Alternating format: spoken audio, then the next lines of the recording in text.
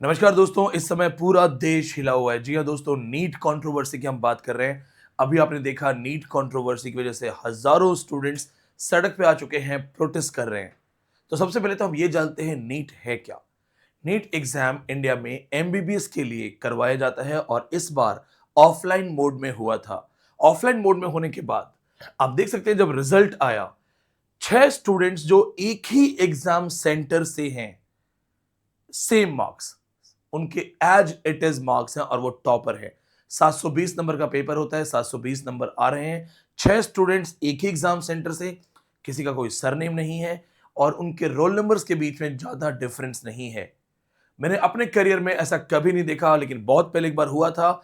UGC net English में 37 JRF निकले थे। जिन 37 जेआरएफ निकले थे वो एक ही सेंटर से निकले थे और ये लोग जानते हैं कि काफी समय तक उसके बाद उस पर्टिकुलर स्टेट में, उस पर्टिकुलर डिस्ट्रिक्ट को एज अ सेंटर बैन कर दिया गया था। अगर आपको ये कहानी याद है तो मुझे कमेंट से बताइएगा कि क्या आप उस कंट्रोवर्सी के बारे में जानते हैं। दोस्तों, जब एक बच्चा एग्जाम देने जाता है तो बहुत सारी अथॉरिटीज एक एग्जाम को अच्छे तरीके से कंडक्ट करवाने की कोशिश करती हैं, लेकिन साथ साथ कुछ ऐसे अवांछित तत्व भी एक्टिव हो जाते हैं जिनके पास कहीं ना कहीं पहुंच होती है एग्जाम सेंटर्स की, पेपर्स की या सो कॉल्ड अरेंजमेंट्स की।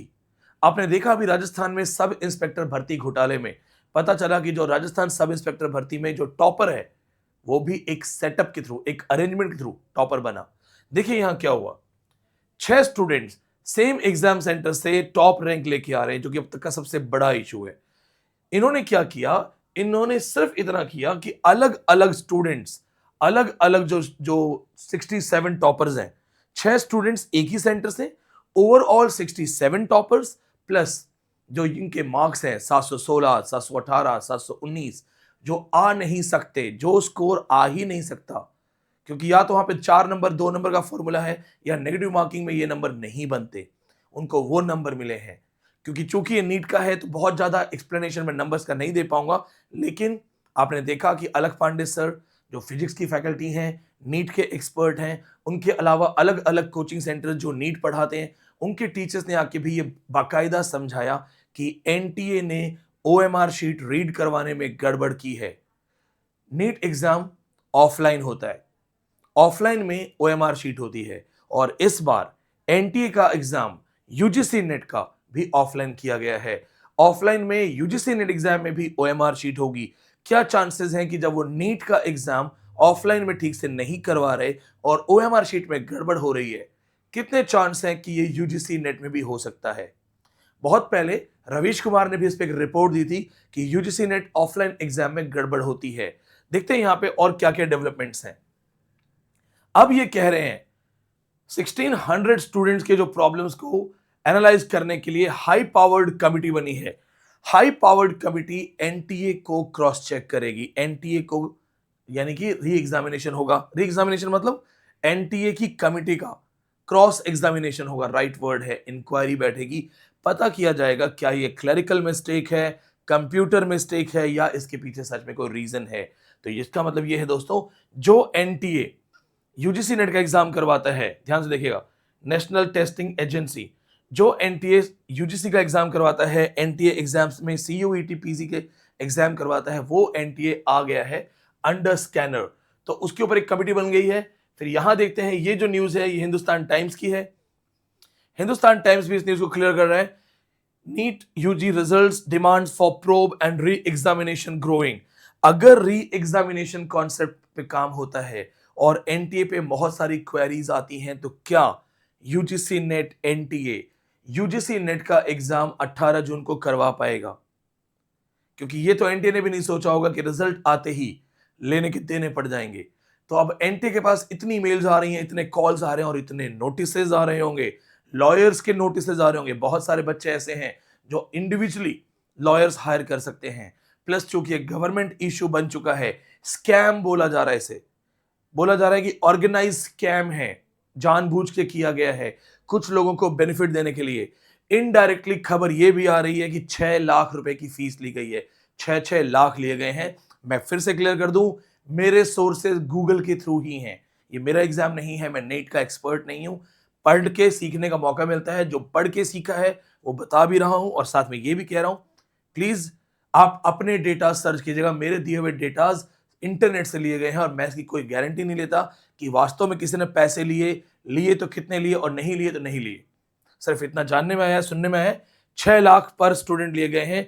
कुछ स्टूडेंट्स ने अपना नाम ना बताने की कंडीशन में ये सारी चीजें बताई हैं।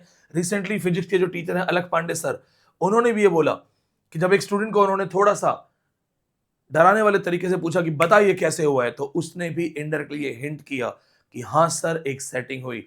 बहुत पहले आपको मैंने कहा था यूजीसी नेट में जेआरएफ की सेटिंग के लिए भी मुझे कई लोग अलग अलग अप्रोच कर चुके हैं, जिन्हें मैंने हाथ जोड़ के मना कर दिया था। तो क्या इस तरह की चीजें हो रही हैं? क्या ये रीजन तो नहीं है ऑफलाइन एग्जाम करवाने का कि ऑनलाइन में शायद इतना नहीं करवा पा रहे थे? हालांकि खैर इसके बारे में कुछ भी कहना बहुत जल्दबाजी होगी। फिलहाल यह है कि जो एनटीए आपका रिजल्ट करवाने वाला है वो खुद फंस गया है। जो आपका एग्जाम करवाएगा फिलहाल खुद फंसा हुआ है। अब आप देखिए यहां पे महाराष्ट्र में क्या है। महाराष्ट्र में वो बोल रहे हैं कि दोबारा से एग्जाम कैंसिल करके आप फिर से करवाओ, क्योंकि महाराष्ट्र में से भी बहुत सारे टॉपर्स का इशू हुआ है, तो बहुत सारे प्रोटेस्ट हो रहे हैं। लेकिन इन सारी चीजों का खामियाजा कौन भुगतता है? कौन इन सारी चीजों का प्राइस पे करता है? प्राइस पे करते हैं बच्चे। देखिए 67 स्टूडेंट स्कोरिंग अ परफेक्ट 720। 67 बच्चे टॉप कर गए एग्जाम। इससे पिछले एग्जाम में सिर्फ 5 बच्चों के सेम मार्क्स थे। 67 बच्चे टॉप कर रहे हैं। इमेजिन, टॉप करने के बाद भी उनको उनका डिजायर्ड जो हॉस्टल है वो हॉस्पिटल है वो नहीं मिलेगा। अब देखिए किसने प्राइस पे किया। नीट रिजल्ट के बाद छात्रा ने बिल्डिंग से कूदकर किया सुसाइड। मैं ऑन कैमरा रिपीट कर देता हूं, सुसाइड गलत चीज है। अगर आप जिंदगी से हार गए और आपने जिंदगी को खत्म कर लिया तो आप जिंदगी की रेस से बाहर हो गए। तो जिन बच्चों को लगता है कि सुसाइड किसी के लिए एक स्टेटमेंट है, कोई स्टेटमेंट नहीं है, किसी को फर्क नहीं पड़ता, ट्रस्ट मी। इसलिए गलती से भी कभी सुसाइड मत सोचना, कभी मत सोचना। ये मत सोचना कि मैं सुसाइड करूंगा तो देश में क्रांति हो जाएगी, लोगों को फर्क पड़ेगा। कोई फर्क नहीं पड़ेगा। आपकी सुसाइड की न्यूज एक रील बन के आएगी, लोग टाइम पास करते रहेंगे, रील आगे करते रहेंगे। तो जिंदगी में जब इस लेवल पे पहुंच जाओ कि हार मान ली है और उस लेवल तक नीचे गिर जाओ कि अब तो हार गया हूं, तो दोस्तों वहां से हजारों रास्ते खुल जाते हैं। फिर हजारों रास्ते खुलते हैं काम करने के। क्योंकि अगर आप इस लेवल पे आ गए कि जिंदगी खत्म कर ली जाए, तो फिर तो हजारों रास्ते खुलते हैं काम करने के। तो उससे बेटर आप किसी सोसाइटी में गार्ड बन जाओ, खुद खा पी लोगे। सुसाइड मतलब आप गेम से बाहर, कोई मौका नहीं मिलेगा दोबारा गेम में आने का। तो मैं स्ट्रांगली इस चीज को क्रिटिसाइज करता हूं। मैं इस चीज को कहना चाहता हूं, I do not support this thing, और आप भी मत कीजिएगा। और आप मेरे स्टूडेंट है, याद रखिएगा, मैं साफ बोलने के लिए जाना चाहता हूं। मेरे सारे स्टूडेंट कहते हैं सर साफ बोलते हैं। सुसाइड करने का अगर सोचोगे, तुम्हारे मम्मी पापा 4-6 महीना 8 महीना रोएंगे, दोस्त तुम्हें 2 महीने में भूल जाएंगे। जनता को फर्क नहीं पड़ता। अगर सरकार को या जनता को फर्क पड़ता तो इतने सुसाइड की वैल्यू की नहीं, जरूरत नहीं थी। एक सुसाइड में बहुत काम हो जाते। तो ये मत सोचना जिस बच्चे ने किया है बहुत दुखद है, वो बच्ची को कहीं ना कहीं काउंसलिंग मिलना चाहिए था, बातचीत होनी चाहिए थी। और मैं जानता हूं स्टूडेंट्स प्राइस पे करते हैं, लेकिन मैं इस लड़ाई में आपके साथ खड़ा हूं। तो प्लीज याद रखिएगा, हारना नहीं है, इन सब चीजों में नहीं पड़ना है। एनटीए को शर्म आनी चाहिए, क्योंकि एनटीए जो कर रहा है, अब एनटीए में जिसने भी ये गड़बड़ की होगी, जानबूझ के की होगी, अगर जानबूझ के की होगी, ये मर्डर हो गया, ये आपने किया है। तो मैं भी चाहता हूं कि इसकी सीबीआई जांच हो, प्रॉपर इंक्वायरी हो। मैं ये भी जानता हूं कि चूंकि एनटीए पे बहुत प्रेशर आ चुका होगा, अभी 18 जून को एक और एग्जाम करवाना है, और मैं यहां पे डिमांड करता हूं कि एग्जाम को 1 हफ्ते या 2 हफ्ते पोस्टपोन किया जाए।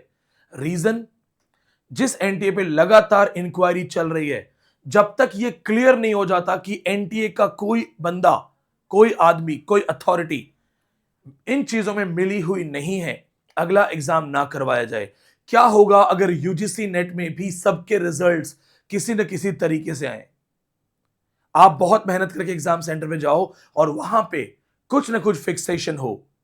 जो जानकारी मुझे समझ में आ रही है वो ये है कि कहीं ना कहीं एनटीए जिम्मेदार है। चाहे वो इस तरीके से जिम्मेदार हो चाहे वो क्लैरिकल मिस्टेक से जिम्मेदार हो, चाहे वो कंप्यूटर की गलती से जिम्मेदार हो, किसी भी तरीके से। लेकिन मैं नहीं चाहता कि यूजीसी नेट का मेरा स्टूडेंट उस प्राइस को पे करे, और यहां पे हमें जंग छेड़नी है। जितने स्टूडेंट्स इस वीडियो के साथ अग्री करते हैं कि हां हमें प्राइस नहीं पे करना है, हम एनटीए से कोई गलत चीज नहीं मांग रहे। हम ये कह रहे हैं जब तक आपके ऊपर लगे हुए धब्बे दाग साफ नहीं हो जाते, दूसरा एग्जाम और दूसरे रिजल्ट्स में गड़बड़ करने का कॉन्सेप्ट ना किया जाए, क्योंकि हम प्राइस पे नहीं करना चाहते। आप समय ले लीजिए, 2 हफ्ते ले लीजिए, लेकिन जब एग्जाम कंडक्ट किया जाए तो प्रॉपर फेयर तरीके से एग्जाम हो और फेयर तरीके से रिजल्ट आए। इसके लिए 2 काम आपको करने हैं। नंबर 1, आपको कमेंट्स में अपनी ओपिनियंस बतानी है कि आपके क्या विचार हैं। नंबर 2, मैं आपको एक ईमेल एड्रेस दूंगा, उस ईमेल एड्रेस पे आप एनटीए से रिक्वेस्ट कीजिए। मैं मेरी तरफ से रिक्वेस्ट करूंगा, आप भी रिक्वेस्ट कीजिए कि we want fair exam and fair results.